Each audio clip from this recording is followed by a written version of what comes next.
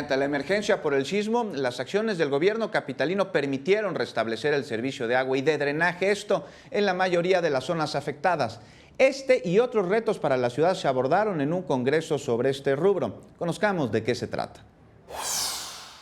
La Ciudad de México enfrenta diariamente el reto de brindar el servicio de agua y efectividad en su drenaje a más de 17 millones de personas, a través de sus 13,000 kilómetros de red de agua potable y 12,000 kilómetros de sistema de drenaje.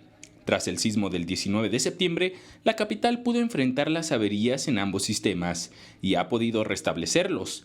Así lo destacó el jefe de gobierno al asistir a la edición número 23 del Congreso Internacional de Riego y Drenaje, llevado a cabo en el World Trade Center. Hoy nosotros podemos platicar de cómo se reacciona ante la emergencia y cómo en estas tareas de riego que hoy ocupan y de drenaje se responde.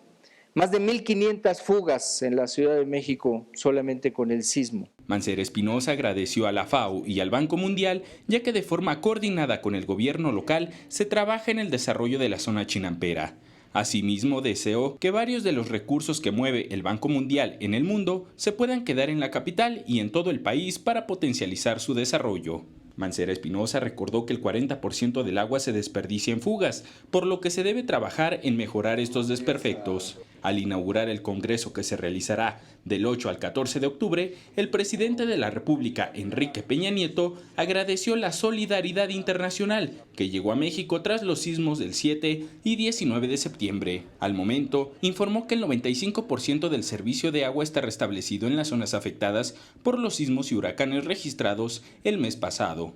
Ha sido necesario rehabilitar o sustituir casi 900 obras hidráulicas con un costo cercano a los 1,000 millones de pesos. En materia hidroagrícola, Peña Nieto destacó que la producción agrícola aumentó 30% mediante acciones de rehabilitación, modernización y tecnificación. El director general de la Conagua indicó que actualmente el campo utiliza el 12% de la tierra, el 60% de extracción de agua del subsuelo y representa el 30% del consumo total de energía. Con imágenes de Javier Cordero, Enrique Muñiz, 21 Noticias.